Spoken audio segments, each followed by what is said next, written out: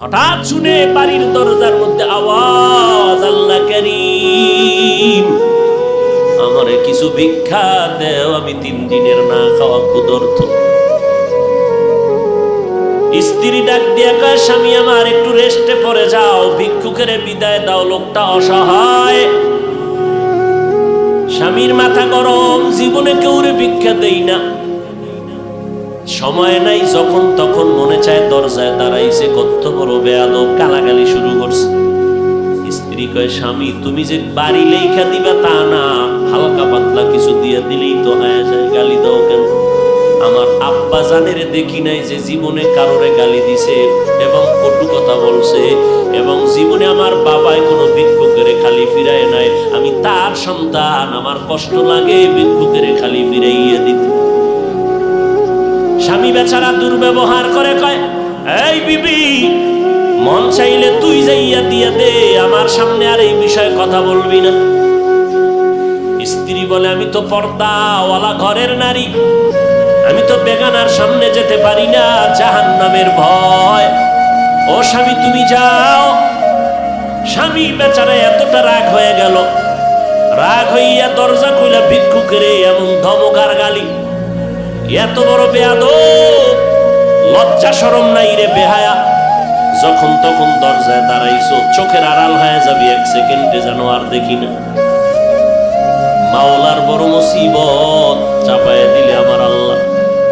কারণ অন্যায় করতে করতে সীমা লঙ্ঘন যখন করবে, গজব আসমান থেকে জমিনে নেমে আসবে মরার আগেই। আল্লাহর বান্দা যখন বকা দিয়া ভিক্ষুকের তাড়ায় দিল, তারাইয়া দরজাটারে জোরে বাড়ি মেরে আটকাইয়া দিছে। ভিক্ষুকটা রাস্তা দিয়া যায় আর চোখের পানি ছেড়ে কান্না করে, আর আসমানের দিকে তাকায়, কয়, আসমানের মালিক, তুমি আমারে এমন গরিব বানাইছো যে মানুষের দ্বারে না গেলে আমার বাচ্চাদের মুখে খানা যায় না। সারাদিন ভিক্ষা করে ঘরের মধ্যে কিছু খানার আয়োজন করি, কিন্তু আল্লাহ, এই দুনিয়া মগো গরিবের কেউ নাই, তুমি এমন গরিব বানাইছো। তবে তোমার কাছে আজকে একটা কলিজায় বানাইতে পারি না, বিচার দিয়ে গেলাম। ওই লোকটা টাকাওয়ালা আমারে ভিক্ষা দিবে না বললেই তো হইতো, আমারে এতগুলো গালি কেন দিল আমি সহ্য করতে পারি না, মইরা যাইতে মনে চায়। আর দুনিয়ায় কেউ আমগো জুলুমের বিচারও করবে না, মালিক তোমার হাতের দ্বারা বিচারটা চাই। গরিবের কান্না কবুল হয়ে গেছে, জাগাত কবুল। চোখের পানির বর্ত আমার মারাত্মক, চোখের পানির বর্ত বড় মারাত্মক। বড় বড় বড় বড়রা কেন এত বিপদে পড়ে, কোন গরিবের জানি কান্দাইছে। চোখের পানির বরদোয়া জাগায় কবুল হয়ে যায়, আর সে আজিমে মাঝখানে পর্দা থাকে না, এবং কবুল হওয়া মাত্র গজব শুরু হয়ে যায়। আল্লাহর বান্দা কান্না করেছে, ঘরের মধ্যে তুমুল ঝগড়া শুরু হয়েছে। এবার স্ত্রীকে ডাক দিয়া তর্কে তর্কে তর্কে তর্কে, স্বামী বেচারা গরম, ব্যবহারের কোনো আদব নাই, ধমক দিয়া কয়, আমার ঘর থেকে বের হয়ে যাও, আর আমার ঘরে থাকবি না, আমার ভাত তোর জন্য হারাম করে দিলাম, তালাক দিয়ে দিলাম। নিয়ামত আল্লাহ দিছে, লাথি মেরে সেই নিয়ামতের তাড়ায় দিছে। আমার আল্লাহর ওয়াদা, ওয়ালা ইন কাফারতুম ইন্না আযাবি লাশাদীদ, গাদ্দারি করবি কঠিন শাস্তির মুখে পড়তে হবে। কপাল থেকে নেককারিনী মহিলা তালাক দিয়ে দিল, কপাল খারাপ। অনেক মানুষ গ্রামে কয় সুখে থাকতে, বড় কঠিন। আল্লাহ শান্তি দেয়, মানুষ লাথি মাইরা তাড়ায় দেয়, শান্তি লাগে না। আল্লাহর বান্দি চোখের পানি ছেড়ে কান্না শুরু করলেন, কারণ জাতের মাইয়া যারা, জাতের অজাতের না, জাতের যারা মাইয়া, এরা টাকার দিকে তাকায় না, সম্মান আর ইজ্জতের দিকে বড় নজর করে। আমি জাতের মেয়ে, জীবনে কলঙ্ক আসবে কেন? স্বামী খারাপ পাই ভালো পাই, জীবনে আমার স্বামী হবে একজন, আর কেউ না। কলঙ্কের বোঝা নিতে চাই না, কে তার কান্না থামাবে? বাধ্য হইয়া আল্লাহর বান্দি কান্না করে করে করে করে বাবার বাড়ি চলে গেল। ও বাবা, আমার কপাল খারাপ, আমার স্বামী আমারে বিদায় করে দিয়েছে। বিয়ার পর হতে আজ পর্যন্ত স্বামীর খেদমতে কোনো ত্রুটি করি নাই, কিন্তু এক গরিব ভিক্ষুকের সুপারিশ করতে গিয়ে আজ আমার তালাকের স্লোগান চলে আসে। বাবাও বড় ভালো সন্তান, কন্যাকে সান্ত্বনা দিয়ে কয় ধৈর্য ধারণ কর, কোরআন তেলাওয়াত কর, মালিকের ফয়সালার অপেক্ষায় থাক। দীর্ঘ একটা বছর আল্লাহর বান্দি ঘরের মধ্যে পর্দা রক্ষা করে, কোরআন তেলাওয়াত করে, আর মাওলার দরবারে যায় নামাজে কান্দে। আল্লাহ, চাইছিলাম স্বামীটারে আমি হেদায়েতের পথে নিব, পারলাম না, কপালে নাই। আল্লাহ, তুমি এমন একজন স্বামী যদি আমারে কপালে রাখো, যেই স্বামী দিনদার হবে, একটা দিনদার স্বামী মিলায় দাও। দীর্ঘ 1 বছর পরে বিয়া হয়ে গেল, একজন দিনদার স্বামী পাইল। যদিও টাকা নাই, বাড়ি নাই, গরিব, কিন্তু আমার মাওলার বড় আশে। স্ত্রীর ওযুর পানিটা আগাইয়া দেয় আল্লাহ, স্ত্রীর গোসলের পানি আগায় দেয়, বাথরুমটা নিজে ধুইয়া দেয়, খানার প্লেটে গিয়া খেদমত করে, রান্নাঘরে গিয়া খেদমত করে। আল্লাহ, আমার মায়ার নবীর কেমন আদর্শ! আম্মা জান আয়েশা বলে, পাক করতেছি, নবী আয়েশা খেদমত করে, তরকারি আগায়। নবী একদিন বাজার থেকে রান্নার মাল কিনা নিজে হাতে কইরা নিয়ে যায়। একজন সাহাবী দৌড়ে কয়, নবী আপনি তো রহমতুল লিল আলামিন, আপনি কেন নিবেন? ডাক দিয়ে কয়, সাহাবী, দায়িত্ব আমার, আমাকে পালন করার সুযোগ দাও, আমার দায়িত্ব পালন করতে হবে, আমি রহমতের নবী। এরে নবীর উম্মত, স্বামী এখন নামাজের আগে স্ত্রী কয় নামাজ পড়বা, রান্না বাড়ি বন্ধ। এক বেলার নামাজও জানো টাইমের থেকে উল্টা পাল্টা না হয়। নামাজ পড়বা, এরপরে রান্না হলে হলো, না হলে নাই। খাইয়া দাইয়া বড় শান্তিতে, মরিচ দিয়ে খাইয়াও বড় কলিজায় শান্তি। এবার আমার মাওলা কিছু আপন বান্দাদেরকেও মহাপরীক্ষায় ফালায়। এবার আল্লাহর পরীক্ষা শুরু হয়ে গেল। একদিনের ঘটনা, হঠাৎ দুপুর বেলা খানা খাইয়া স্বামী আর স্ত্রী রেস্টে যাবে, কথাবার্তা বলতেছে নির্জন ছোট ঘরের মধ্যে। আল্লাহর পরীক্ষা, দরজার সামনে আওয়াজ, একজন ভিক্ষুক ডাক দিছে, আমি ভিক্ষার জন্য আসছি, আমারে একটু ভিক্ষা দাও, আমি বড় ক্ষুধার্ত। আল্লাহর বান্দি চিন্তায় পড়ে গেল, সেই আগের পরীক্ষা না জানি শুরু হয়ে গেছে। আল্লাহর বান্দি এবার স্বামীকে বলবে দূরের কথা, স্বামী লাফ দিয়া উইঠা কয়, বিবি, এমন একটা টাইমে ভিক্ষুক আমার দরজায় দাঁড়াইছে, খানার টাইম, ভিক্ষা দিব পরের কথা, দেখো কিছু খানা দেওয়া যায়নি। এই নিমক হারাম টাকাওয়ালারা গরিবের লাথি মারতে চিন্তাও করে না। অথচ মদিনার নবী বলেন, গরিবেরা ধনী লোকের 500 বছর আগে জান্নাতে চলে যাবে। আল্লাহর বান্দা বলে, বিবি দেখো।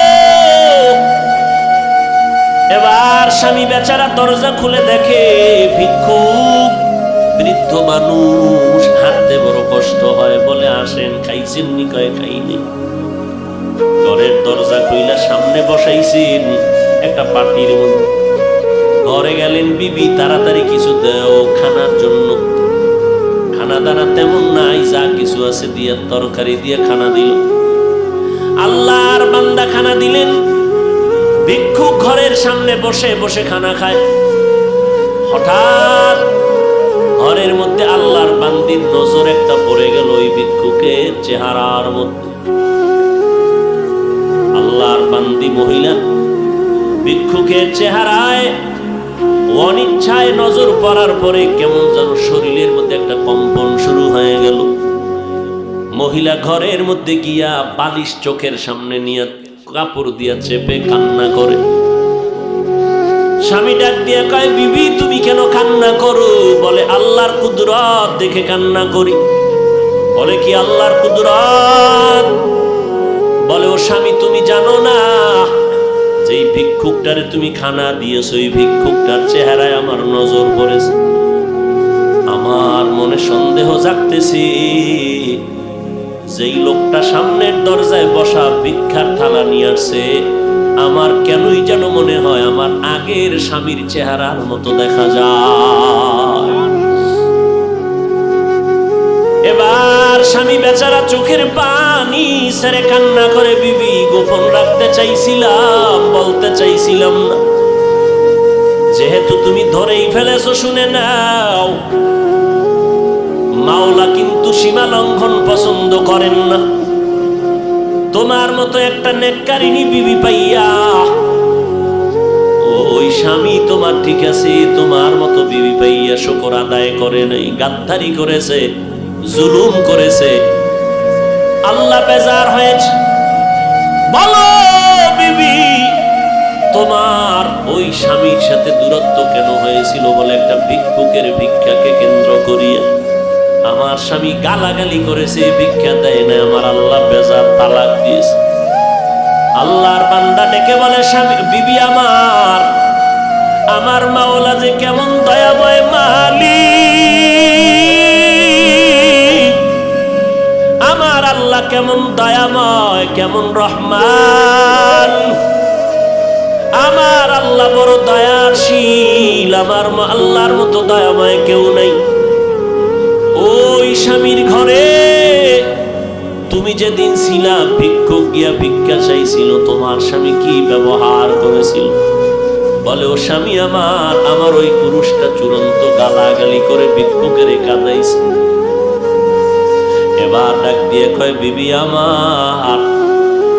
ওই দিন ভিক্ষুক ভিক্ষা চাইছিল, কিছু দিয়ে দিলেই তো হয়ে যায়, কিন্তু গাদ্দারি করার কারণে ভিক্ষুক এমন কান্না দিছে, আল্লাহ তাআলা ওই ভিক্ষুকের শুধু এখন ভিক্ষাই দেয় না, ভিক্ষা দেওয়ার আসল মালিকটা পর্যন্ত ভিক্ষুকের মাওলায় হাদিয়া দিছে।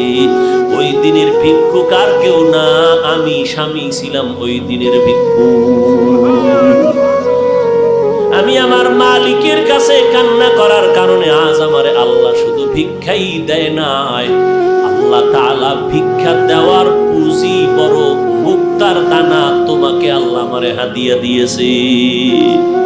শুকরে নেমাত নেমাত আতা আফজু গুনাত, কুফরে নেমাত আজকাফত বিরু গুনাত, হামদুলিল্লাহ শুকরে লাকায়া যুলমিনান হাজিরিয়া নাজিরি বরহালিমা। এরে যুবক, বুড়া হওয়ার আগে যৌবনটারে বড় নেয়ামত মনে করিয়া কদর কর।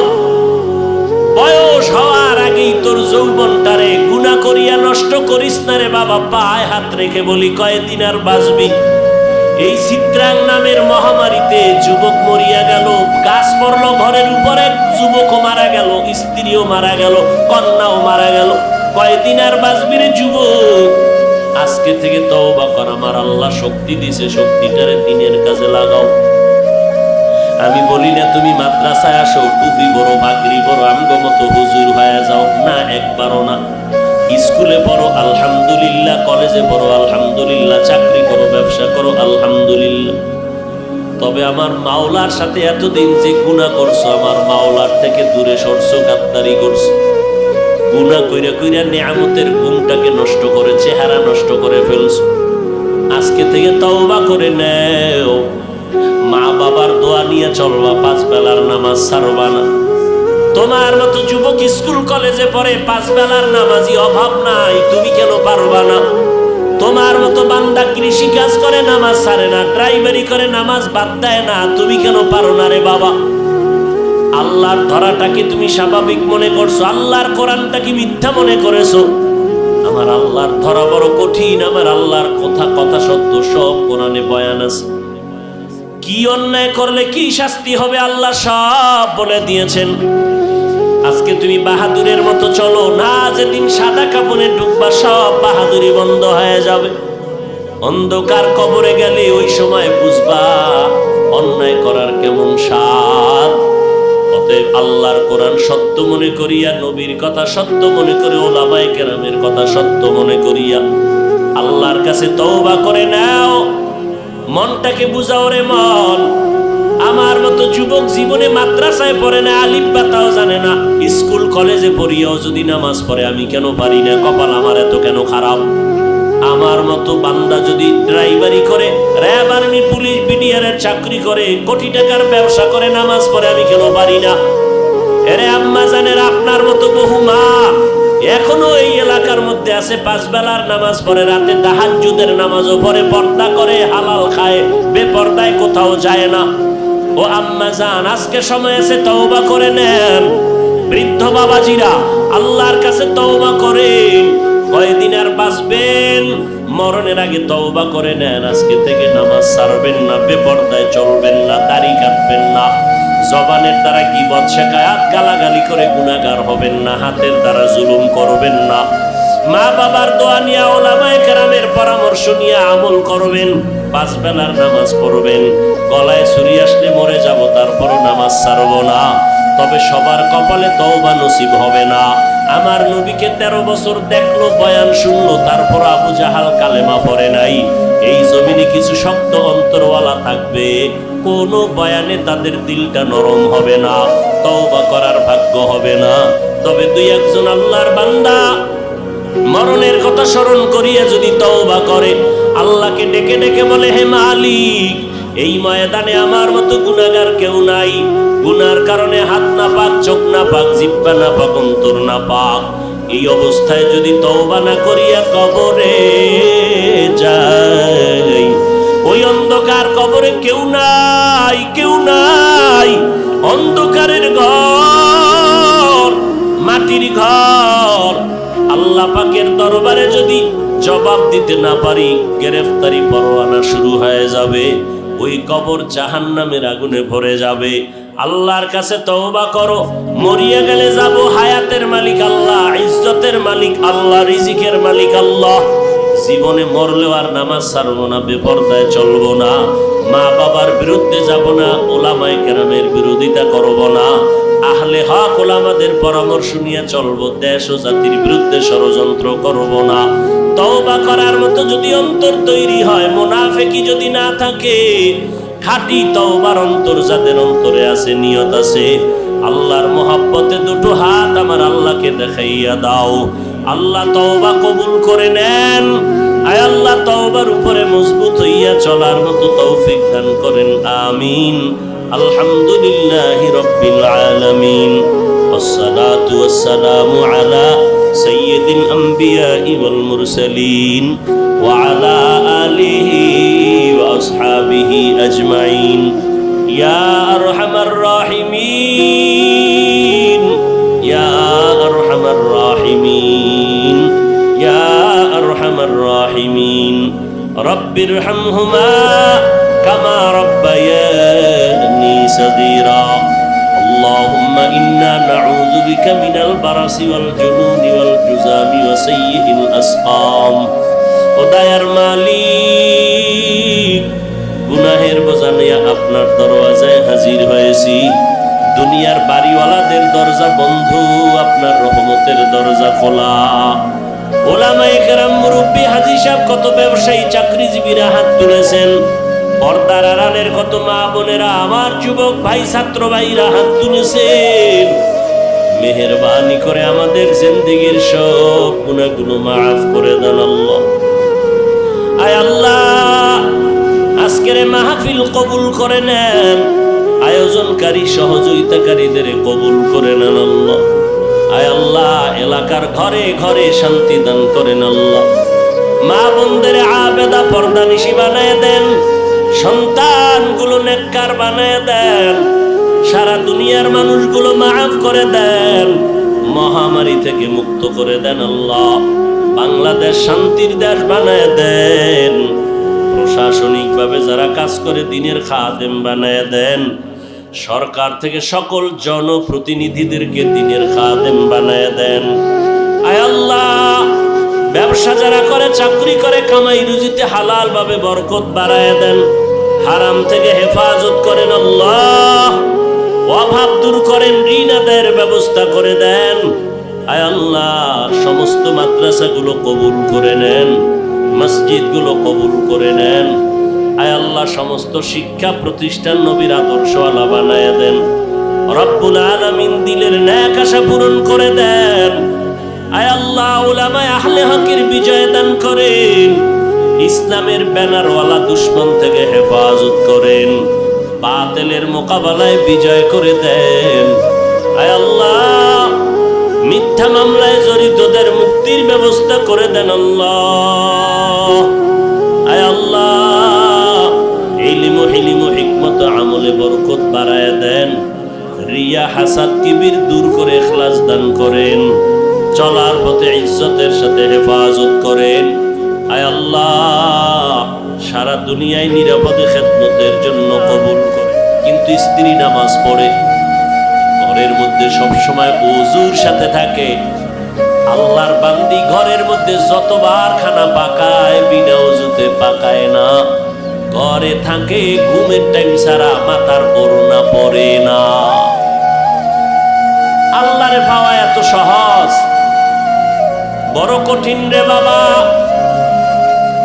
কয়জন আল্লাহর আশিক দাঁড়ায় বলবেন, আমার ঘরের স্ত্রী ওযু ছাড়া রান্না করে না, আমার ঘরের মহিলা মাথার কাপড় কখনো ফালায় না।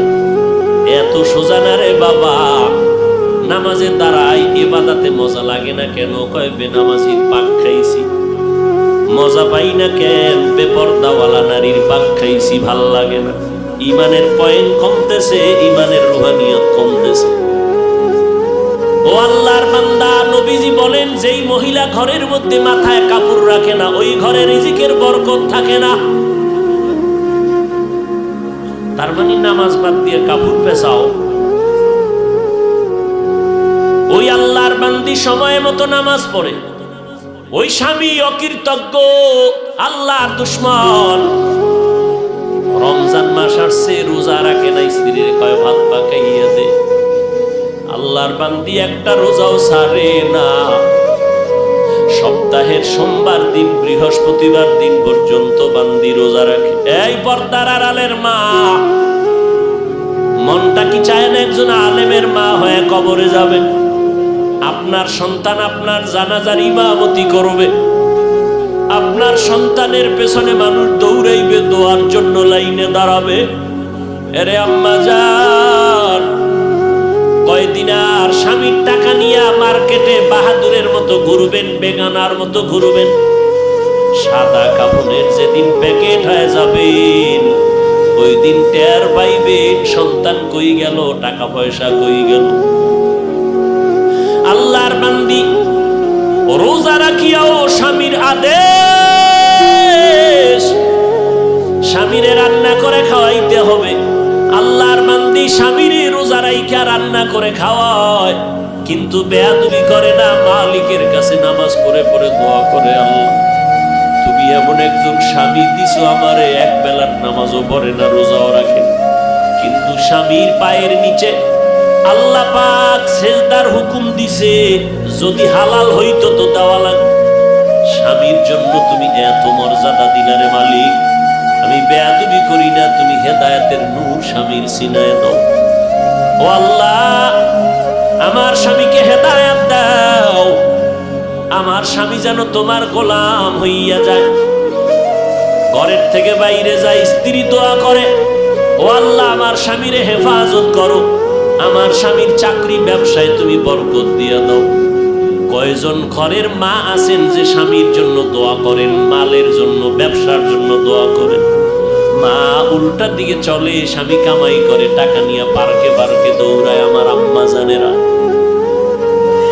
স্বামীর ঘামের টাকা দিয়ে আম্মাজান গুনার কাজে টাকা খরচ করে। স্বামী তো বেচারা নিজে খাওয়ার জন্য কোনো স্বামী কষ্ট করে না, দিন রাত্র গাধার মতো স্বামী বেচারা রাস্তায় দৌড়ায়, রাত্র নাই দিন নাই ঘুম নাই, সব স্ত্রী পরিবার সন্তানের আরামের জন্য করে। কিন্তু আম্মা জানেরা মূল্য দেয় না। স্বামীরে কয়, স্বামী আমার জন্য একটা জিনিস আনবানি। স্বামীর পকেটে একটা টাকাও নাই, তারপরও কয় আসবো, নিয়ে আসবো। জানতে দেয় না যে আমার পকেটে টাকা নাই। বাজারে যাইয়া ঘুরে, আমার বন্ধু কই, আমি কিছু টাকা ধার নেওয়া লাগবে, কারণ আমার স্ত্রীর ওয়াদা দিয়েছি, স্ত্রীর মন রক্ষা করা লাগবে। ও আম্মা জান, তুমি জানো না স্বামী তোমার জন্য কি পরিমাণ ত্যাগ স্বীকার করলো, এত কষ্ট করে। আল্লাহর বান্দা বন্ধুর কাছে টেলিফোন করলো, 1000 টাকা দাও, কার টাকা নাই। এভাবে কয়েকজনের কাছে ঘুরে ঘুরে অল্প টাকা নিয়ে স্ত্রীর জিনিসটা নিয়ে আসছে, নিয়ে স্ত্রীর হাতে দিছে। স্ত্রী খুশি, স্বামী বেচারার টেনশন, আমি ধার করা টাকা কেমনে দিব। ওয়াদা দেওয়া আছে 5 দিন পরে দেওয়া লাগবে।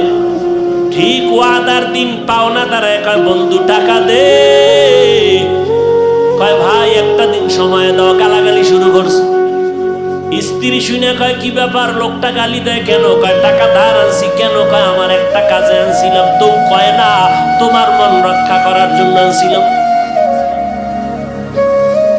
আরে আম্মা জান, ওই আল্লাহর বান্দি, এত বড় নামাজি বান্দি, স্বামীর জন্য দোয়া করে, আল্লাহ ব্যবসায় বরকত দাও। কিন্তু অকৃতজ্ঞ বেঈমান একটা নেককারিনী স্ত্রী পাইয়া শুকর আদায় করলো না, কপাল বড় খারাপ। মাওলায় দিছিলেন দয়া কইরা একটা ভালো মহিলা, কিন্তু ধইরা রাখতে পারে নাই, নিমো খারাপ। একদিনের একটা ঘটনা ঘটেই গেল ঘরের মধ্যে, বলবনি? বেশি কষ্ট হইতেছে আপনাদের?